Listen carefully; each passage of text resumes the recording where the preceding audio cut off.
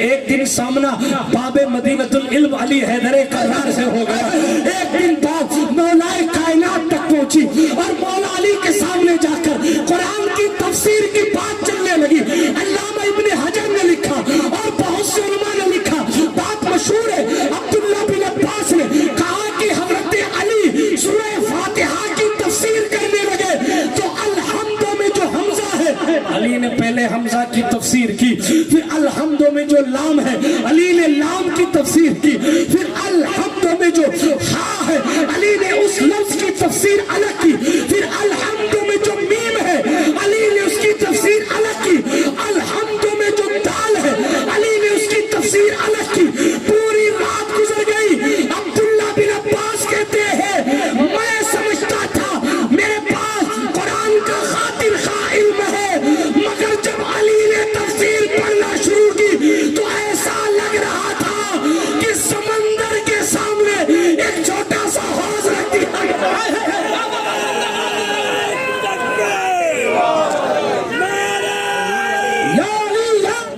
حسینیت کو پانا ہے ٹکر لے یزیدوں سے, یہ وہ منزل ہے جو لفظوں میں سمجھائی نہیں جاتی, اور وہ جن چہروں کو زینت غازۂ خاک نجف بخشے. سید احمد رضا صاحب کا چہرہ دیکھیے, شعر سنیے. وہ جن چہروں کو زینت غازۂ خاک نجف بخشے, مولا علی کے شہر کی مٹی اگر کسی کے چہرے پر لگائی جائے اور مولا علی کے مقدس شہر نجف اشرف کی مٹی کو غازہ بنا کر اپنے چہرے پر لگایا جائے تو اس سے زینت آتی ہے. اور کس شان کی زینت آتی ہے؟ وہ جن چہروں کو زینت غازۂ خاک نجف بخشے, دم آخر بھی ان چہروں کی زیبائی نہیں جاتی, دم آخر بھی ان چہروں کی زیبائی نہیں جاتی. نصیر آخر عداوت کے بھی کچھ آداب ہوتے ہیں, کسی بیمار کو زنجیر پہنائی نہیں جاتی. قرآن نے فرمایا وہ تمہارا امتحان لے گا, میرا امتحان اللہ لے گا, اہل اسٹیج کا بھی امتحان لے گا, آپ لوگوں کا بھی امتحان لے گا. اگر امتحان نہ لیا جائے, کسی بزرگ کا قول ہے کہ گناہ پر گناہ ہونے کے باوجود بھی اگر امتحان نہ لیا جائے تو آدمی یہ نہ سوچے کہ میں مقبولیت کی منزل پر ہوں, بلکہ ڈرے اس بات سے کہ آخر کیا وجہ ہے کہ میرا امتحان نہیں لیا جا رہا ہے, کیا وجہ ہے کہ اللہ رب العزت مجھے آزمائش میں نہیں ڈال رہا ہے. اس لیے کہ جب نبی کے کندھوں پر بیٹھنے والا امتحان کی منزلوں سے گزر سکتا ہے تو ہم اور آپ تو بدرجہ اولا امتحان کی منزلوں کا سفر طے کرنے کے حقدار ہیں. برادران ملت اسلامیہ, تفصیل میں نہیں جاتا, تیزی کے ساتھ آگے بڑھتا ہوں. ایک بات یہ سمجھ میں آ گئی, امتحان لیا جائے گا. یوں تو قرآن کی بہت سی آیتیں اس موضوع پر موجود ہیں. اللہ پاک نے جگہ ارشاد فرمایا احسب الناس ان یترکوا ان یقولوا آمنا وهم لا یفتنون, کیا لوگوں کا یہ گمان ہے وہ صرف یہ کہنے پر چھوڑ دیے جائیں گے کہ ہم ایمان لائے اور انہیں آزمایا نہیں جائے گا؟ نہیں, ایسا نہیں ہوگا, بلکہ ایمان والوں کو ہی آزمایا جائے گا. جس کا ایمان جتنا مضبوط ہوگا اس کو اتنا زیادہ آزمایا جائے گا. اسی کو کسی شاعر نے کہا تھا منزل عشق میں تسلیم و رضا مشکل ہے, جن کے رتبے ہے سوا ان کو سوا مشکل ہے. میرے اور آپ کے پیغمبر کائنات میں سب سے افضل ہے, اور حضور فرماتے ہیں تمام نبیوں میں سب سے زیادہ تکلیف مجھ محمد صلی اللہ علیہ وسلم کو دی گئی. آپ کو بات سمجھ آ رہی ہے؟ جب حضور مقصود کائنات ہو کر سب سے زیادہ تکلیف جھیل رہے ہیں تو ہم کیوں نہیں سوچتے کہ ہم نے دین کے لیے کیا تکلیف جھیلی. شہدائے کربلا کے پیغام پر دو چند باتیں کروں گا, آپ کی توجہ ہونی چاہیے. جب حضور علیہ السلام نے تکلیف کی منزلوں سے گزر کے دین کے گلشن کو سینچا ہے تو پھر ظاہر بات ہے کہ ہمیں اور آپ کو بھی یہ دیکھنا ہے کہ ہم نے اپنے دین کے لیے کیا کیا, ہم نے اپنے مذہب کے لیے کیا کیا, ہم نے کربلا سے پیغام کیا لیا, ہم نے کربلا سے سیکھا کیا ہے. کربلا جنگ ہوئی کیوں تھی آپ نے سن رکھا ہے. امام پاک حکومت کے لیے نہیں گئے تھے, یہ حسین ہے یار. सैकड़ों साल बाद अगर इनकी नस्ल में एक शहजादा गरीब नवाज बनकर पैदा हो, कुर्सियां बदलती रहती हैं मगर सरकार गरीब नवाज की सरकारी नहीं बदलती। बड़े से बड़े प्रधानमंत्री और राष्ट्रपति सुल्तान को जाकर सलाम करते हैं। वो इसलिए करते हैं क्योंकि जनाबे वाला पहलों ने भी किया है, अगलों ने भी किया है और पिछले भी करते रहेंगे। इसलिए कि मुस्तफा जान रहमत के शहजादे को रसूलुल्लाह सल्लल्लाहु अलैहि वसल्लम ने अपनी इस आले पाक को हिंदुस्तान की सरबराही अता फरमाई है। फिर हुसैन तो हुसैन है। मैं फजाइल पढ़ूंगा ना तो आप जाहिर बात है कि तड़पेंगे कि हुसैन की शान क्या है। फजाइल इमाम पाक इतनी कसरत के साथ मौजूद है कि सही मानों में अगर पढ़ा जाए तो सारा वक्त उसी में चला जाएगा। मैं क्या क्या अर्ज करूं कि सरकार इमाम अर्श मकाम का मर्तबा क्या है। हजरत सरकार अब्दुल्ला बिन अब्बास, ये मुस्तफा जान रहमत के चचा के बेटे हैं। अब्दुल्ला बिन अब्बास, आपका लक़ब हिब्रुल उम्मा है। ये उलमाए किराम की मुक़द्दस जमात ये जानती है। ये वो मुफस्सिर है जिसको हुजूर ने इल्म कुरान की दुआ दी थी। मुस्तफा की खिदमत में जब सरकार अब्दुल्ला बिन अब्बास आए, उम्र ज्यादा बड़ी नहीं थी, चचा के बेटे थे। रसूलुल्लाह की खिदमत की। अब्बास बिन अब्दुल मुत्तलिब की आंखों के तारे हैं। हुजूर अलैहिस्सलाम ने दुआ फरमाई, ए अल्लाह अब्बास को कुरान सिखा दे, ए अल्लाह अब्दुल्ला बिन अब्बास को कुरान सिखा दे, अल्लाहुम्मा अल्लिमहुल कुरान, ए अल्लाह इसे कुरान सिखा दे। मुस्तफा जान रहमत ने दुआ फरमाई। हजरत अब्दुल्ला बिन अब्बास उम्मत के हिब्रुल उम्मा बन गए। अब्दुल्ला बिन अब्बास उम्मत के रईसुल मुफस्सिरीन बन गए। मगर एक बात अर्ज करता चलूं, अब्दुल्ला बिन अब्बास जमाते सहाबा के बहुत बड़े मुफस्सिर है, लेकिन एक दिन सामना बाबे मदीनतुल इल्म अली हैदर करार से हो गया। एक दिन बात मौलाए कायनात तक पहुंची और मौला अली के सामने जाकर कुरान की तफसीर की बात चलने लगी। अल्लामा इब्ने हजर ने लिखा और बहुत से उलमा ने लिखा, बात मशहूर है। अब्दुल्ला बिन अब्बास ने कहा कि हजरत अली सूरह फातिहा की तफसीर करने लगे तो अलहम्दो में जो हमजा है, अली ने पहले हमजा की तफसीर की, फिर अलहम्दो में जो लाम है अली ने लाम की तफसीर की, फिर अलहम्दो में जो हा है अली ने उस लफ्ज की तफसीर अलग की, फिर अलहम्दो में जो मीम है अली ने उसकी तफसीर अलग की, अलहम्दो में जो दाल है अली ने उसकी तफसीर अलग की। पूरी रात गुजर गई।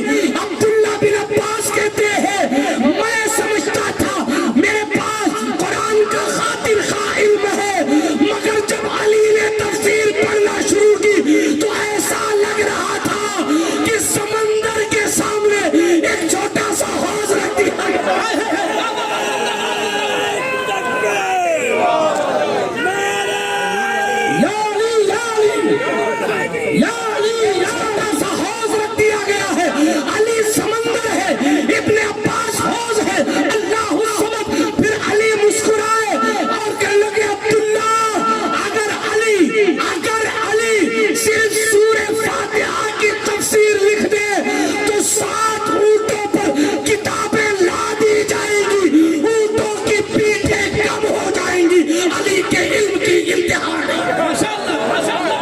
ये मौला अली है। इनके इल्म पर बात की जाए तो बहुत दूर तक बात। जिब्रील इनका इम्तिहान लेने आते हैं, जिब्रील चेक करने आते हैं कि जिब्रील कहाँ है।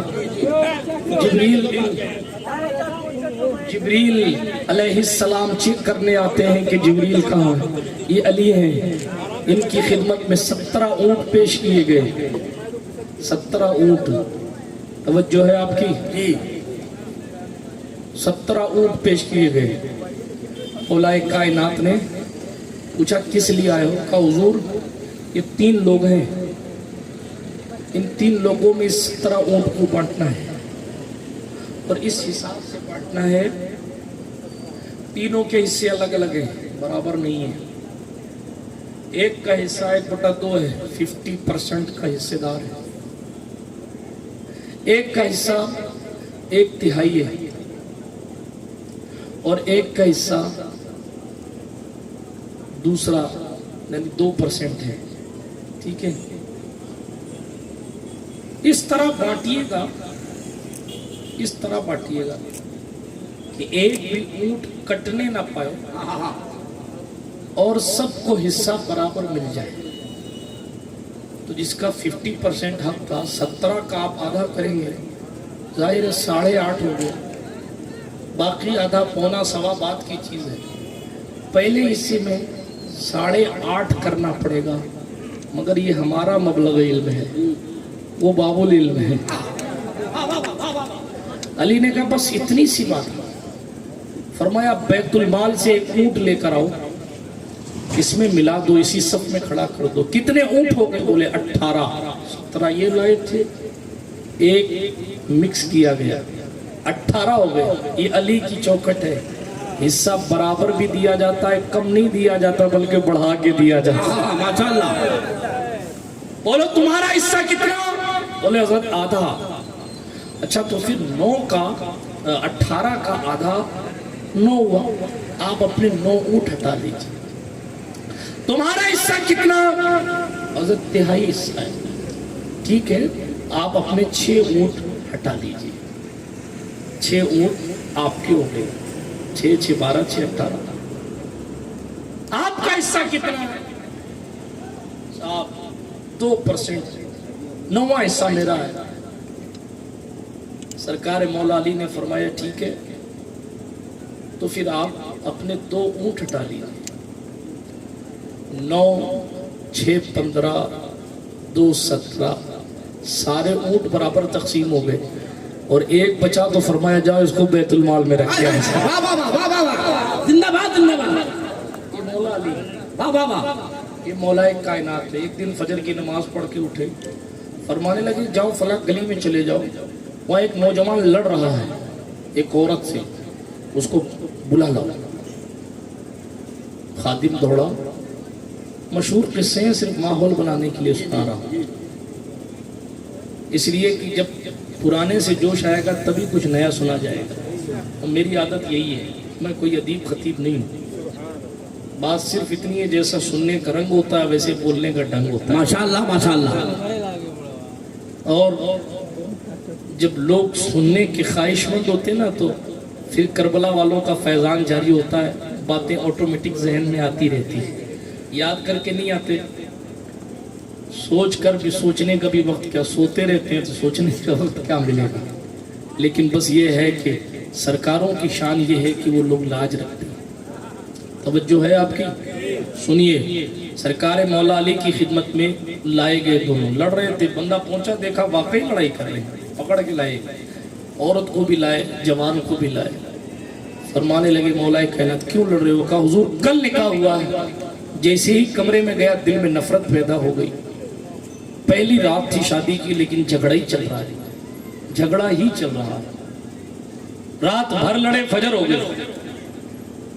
حضرت مولا علی نے فرمایا اللہ نے کرم فرمایا ہے کہ تجھے قریب نہیں جانے دیا۔ کہا حضور کیا فرمانا چاہ رہے ہیں؟ کہا اب اس عورت کو بلایا، ادھر آؤ، جو کچھ پوچھوں گا سچ بتانا۔ ٹھیک ہے، اس نے کہا حضور جو فرمائیں گے بالکل میں سچ عرض کروں۔ سرکار مولا کائنات نے فرمایا کیا تو اپنے چچا کے بیٹے پر عاشق نہیں تھی؟ کہا تھی۔ فرمان لگے معاذ اللہ، سب بار معاذ اللہ، کیا تیرے پیٹ میں اس سے ایک بچہ نہیں تھا؟ کہا تھا۔ اس کی خبر تیری ماں کو تھی، تیرے باپ کو نہیں تھی۔ خدا کی شان دیکھیں، باپ کو خبر نہیں ہے، علی پاک کو خبر ہے۔ تیرے باپ کو خبر نہیں تھی، تیری ماں کو خبر تھی، بالکل۔ وضع حمل کا وقت آیا تو تم لوگ کنارے گئے تھے تالاب کے، کہاں؟ پھر اس بچے کو کپڑے میں لپیٹ کر تالاب کے کنارے چھوڑ کے آ گئے تھے، کہاں؟ کہا پھر جب تم ماں اور بیٹی تھوڑی دور آئے تھے تو تم نے دیکھا تھا کہ اس بچے کے قریب ایک کتا پہنچ گیا، کہاں؟ کہا پھر پتھر اٹھا کر تم نے اس کتے کو مارا تھا، کہاں؟ کہا پھر اس کتے کو لگنے کے بجائے بچے کو لگ گیا تھا، کہاں؟ کہا پھر تم نے اس پر اس زخم کو روکنے کی کوشش کی تھی، کہاں؟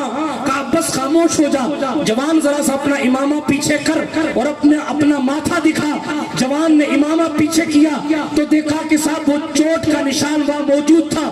علی کہتے تو بھول گئی، مگر علی کی نگاہوں میں یہ ساری چیزیں موجود ہیں۔ یہ تیرا شوہر نہیں ہے، یہ تیرا بیٹا ہے، جاؤ تیری ماں کی خدمت کر، یہ تیری ماں ہے، تیری بیوی ہے۔ یہ مولا علی ہے، میں کیا کیا بتاؤں. کسی نے پوچھا علی اتنی جلدی جلدی جواب کیسے دیتے ہو؟ پوچھا علی یہ بتائیں کون سا جانور انڈے دیتا ہے, کون سا جانور بچے دیتا ہے؟ علی فرمانے لگے جس کا کان باہر ہو وہ بچے دیتا ہے, جس کا کان اندر ہو وہ انڈے دیتا ہے.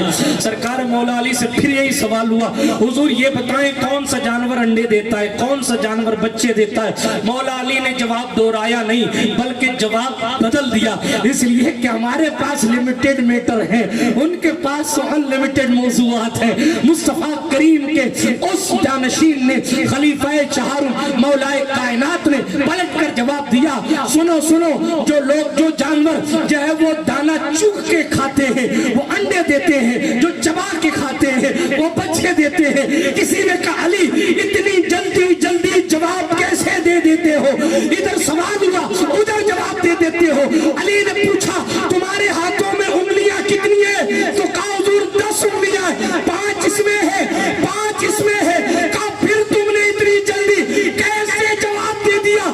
تو کہا حضور صبح و شام نگاہوں کے سامنے رہتی ہے اس لیے فوراً جواب دے دیا.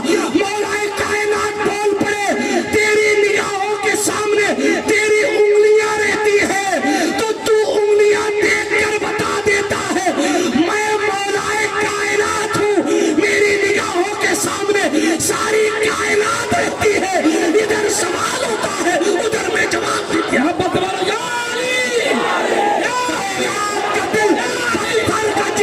سب پارا پارا ہوتا ہے جب نام علی کا لیتے ہیں, میدان ہمارا ہوتا ہے. ہر دور میں کوشش تو بہت کی گئی لیکن قطرے کے مقدر میں سمندر نہیں آیا. حیدر کو بھرا خاک سمجھ پائے گی دنیا, دنیا کی سمجھ میں تو قلندر نہیں. ایک نعرہ حیدر مولا علی علی مولا علی علی ایک مولا علی علی ملت اسلامیہ. میں اگر علی پڑھوں گا تو بات دور چلی جائے. نام آ گیا تھا علی کا چونکہ عباس عبداللہ بن عباس کی بات یاد آئی تھی. علی کا علم بے مثال, شجاعت بے مثال, تقوی بے مثال, طہارت بے مثال. ایک بات اور سن لیجئے, میرا عشق چارہ بیان کرتا چلو. ساری کائنات چاہتی ہے بیدم کے انداز میں کہتی ہے اتنا تو کرم کرنا اے نرگس مستانہ, جب جان لبوں پر ہو تم سامنے آ جانا. اس لیے کہ اصل الاصول حاضری اس پاس در کی ہے. اصل الاصول حضور ہے تو سب ہے, مین مقصد ہمیشہ حضور کی ذات رہی ہے, مصطفیٰ جان رحمت علیہ السلام کی ذات. ہر عاشق کہتا ہے کاش ایک بار حضور کی زیارت ہو جائے. کوئی کہتا ہے سنا ہے آپ ہر عاشق کے گھر تشریف لاتے ہیں, میری محفل میں بھی ہو جائے چراغاں یا رسول اللہ. کوئی کہتا ہے کیا کیا بتاؤں کیا کیا کہتا ہے. کوئی کیوں پوچھے تیری بات رضا, تجھ سے کتے ہزار پھرتے. نا امید ہو گئے تھے اس شان کے ساتھ کہ زیارت مصطفیٰ نہیں ہوئی, لیکن محروم نہیں ہوئی تھی لیکن مکمل نا امیدی نہیں تھی. محروم حضور کسی کو کرتے نہیں. دیکھا پھر وہ بھی لمحہ آیا زندگی میں کہ دیکھا اور دیکھا تو تڑپے, ماشاءاللہ, اور تڑپے تو تڑپ کے کہا پیش نظر وہ نو بہار, سجدے کو دل ہے بے قرار. روکیے روکیے, ارے روکیے سر کو روکیے, ہاں یہی تو امتحان ہے. روکیے سر کو روکیے, ہاں یہی تو امتحان. جب تک نہیں دیکھا تھا تب تک نہیں دیکھا تھا. دیکھنے والوں نے جب دیکھا تو کہا کتنے مہر علی, کتنے تیری سنا, گستاخ کیا کتنے جاڑیاں. جب تک نہیں دیکھا تھا تب تک منظر کچھ اور تھا. جب دیکھا تو کہا نمی دانم جے منزل بود, سب جائے کے من بودم کہ ہر سو رس سے بسمیل بود. سب جائے کے من بودم خدا خود میرے مجلس بود. اگر کسی اور نے کہا ہوتا تو گھیر لیا جاتا, مگر خسرو نے لکھا ہے خدا خود میرے مجلس بود. اندر لامکا خسرو محمد شم محفل بود. شب جائے کہ من نہیں دیکھا تھا تب تک منظر کچھ اور تھا. جب دیکھ لیا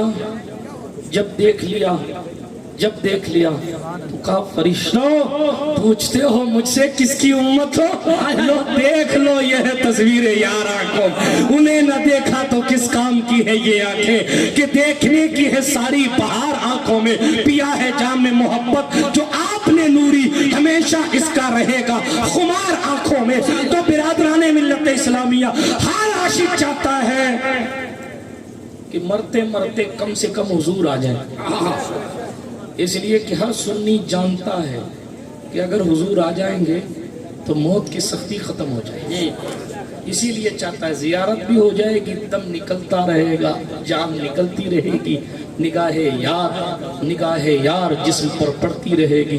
ہر بندہ چاہتا ہے حضور کی زیارت ہو جائے، بالخصوص وقت نزا زیارت ہو جائے، لیکن حضور کی شان دیکھیں۔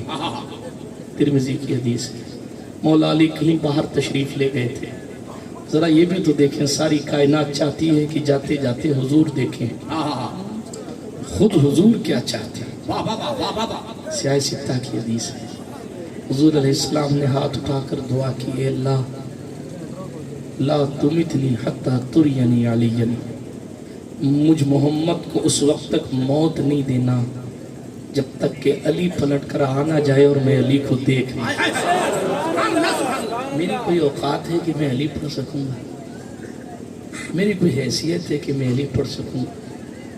جاتے وقت حضور جسے خود یاد فرما رہے ہیں اور اپنے اللہ سے کہہ رہے ہیں اس وقت تک موت نہ دینا جب تک کہ علی کو نہ دیکھ لیں۔ کیا ہے مولا علی؟ کوئی آج تک بیان کر ہی نہیں سکا ہے کہ علی کی حقیقت